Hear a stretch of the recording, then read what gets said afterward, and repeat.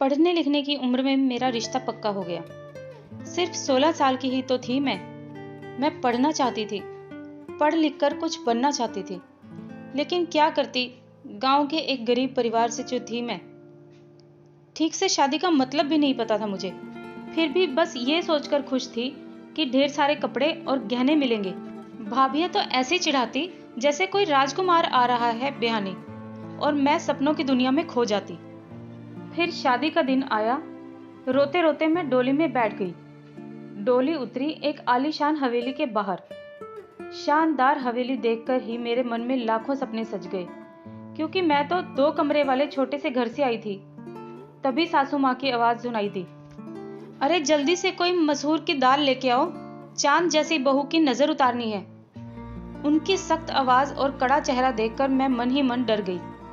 इनके साथ मैं कैसे रहूंगी, ये तो देखने में ही खड़ूस लगती है। खैर, सभी रस्में खत्म हुई और मुझे मेरे नए कमरे में भेज दिया गया। जब मैं पहली बार अपने पति से मिली, मानो सिर पर आसमान टूट पड़ा।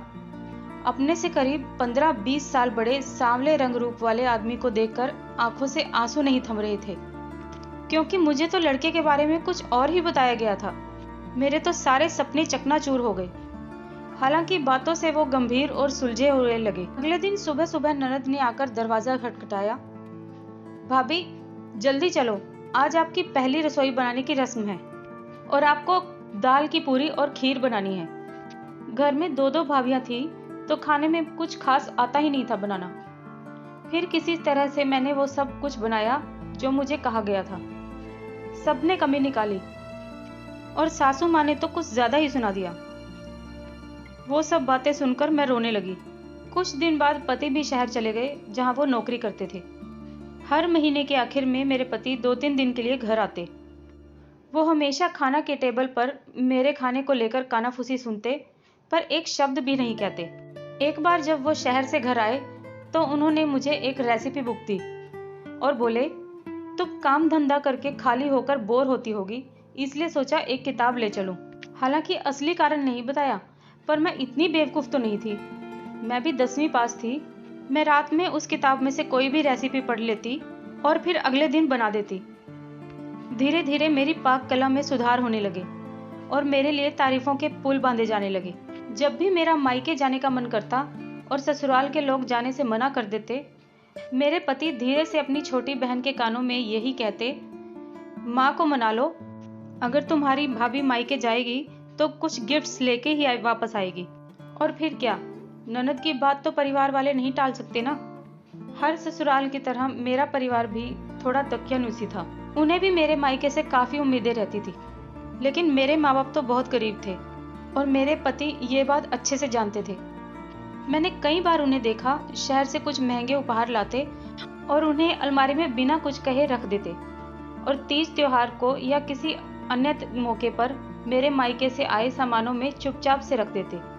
हालांकि मेरे पति की कमाई बहुत ज्यादा नहीं थी, मगर उनका दिल बहुत बड़ा था। पति की इन सब बातों से धीरे धीरे मैं उनके करीब आने लगी। हर महीने वो आते, कुछ न कुछ चीजें उपहार में मुझे दे के जाते। हम ढेर सारी बातें करते, जिनमें कुछ शिकायतें होती तो कुछ प्यार। अब तो सासू माँ भी मुझसे खुश रहने लगी, क्योंकि उनको उपहार और मनपसंद खाना मिलता रहता।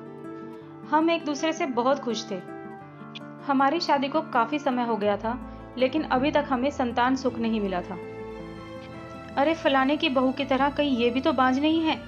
सासू माँ और गांव वालों की धीमे स्वर में कही ये बातें, ये ताने तीर की तरह मेरे कानों में चुभते।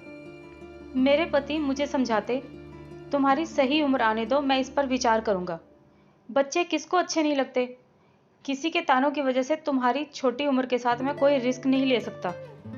हमारी शादी को 2-3 साल बीत चुके थे। एक दिन सासू माँ ने कड़े शब्दों में मेरे पति से कह दिया, इसे शहर ले जाकर किसी अच्छे डॉक्टरनी को दिखाओ, नहीं तो हमें मजबूरन तुम्हारी दूसरी शादी करानी पड़ेगी। मेरे पति शुरू से ही एक आज्ञाकारी पुत्र जरूर रहे हैं, मगर अपनी सूझबूझ के कारण मेरे आत्मसम्मान या मेरी खुशियों में कभी कोई कमी आने नहीं थी, और उनकी यही बातें मुझे उनके और करीब ले जाती। फिर हम लोग दूसरे ही दिन शहर गए और वहाँ एक बड़े हॉस्पिटल में इन्होंने मेरा टेस्ट करवाया, और रिपोर्ट में क्या आया यह मुझे कुछ मालूम नहीं चला। मेरे पति की डॉक्टरों से इंग्लिश में क्या बातचीत हुई मुझे कुछ समझ में नहीं आया। वैसे भी मैं शहर के नए माहौल से थोड़ा सहमी भी थी। बाद में मेरे पति ने बताया कि कुछ कॉम्प्लिकेशंस हैं, मेरे यूट्रस में गांठ है और उसकी दवाई चलेगी। बीच बीच में कुछ अलग अलग तरह की थेरेपी भी लेनी पड़ेगी और इसके लिए मुझे कई बार हॉस्पिटल आना जाना पड़ेगा। उन्होंने मुझे सांत्वना दी कि कोई बात नहीं, सब ठीक हो जाएगा। जाकर उन्होंने सब कुछ अपने अम्मा बाबूजी को बता दिया। अम्मा बाबूजी ने भी मुझे अनुमति दे दी कि जब जब डॉक्टर साहिबा बुलाएं जाओ और अपना ट्रीटमेंट कराओ, मुझे तो बस बच्चा चाहिए। कुछ महीने मेरा इलाज चलता रहा और एक फुल प्रोसेस के बाद मैं प्रेग्नेंट हो गई। घर में तो मानो दिवाली आ गई हो, हर तरफ खुशी का माहौल छा गया। सासू माँ ने तो मुझे सिर पर बिठा लिया था और फिर पूरे सम्मान के साथ गोद भराई की सारी रस्में हुई और पूरे 9 महीने के बाद मुझे एक परी सी बेटी पैदा हुई।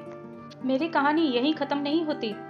मुझे कोई बाँझ कहकर ना बुलाए और मेरे मन में कोई तकलीफ ना रहे, इसलिए मेरे पति ने मुझसे और मेरे परिवार वालों से इतनी बड़ी बात छुपाई।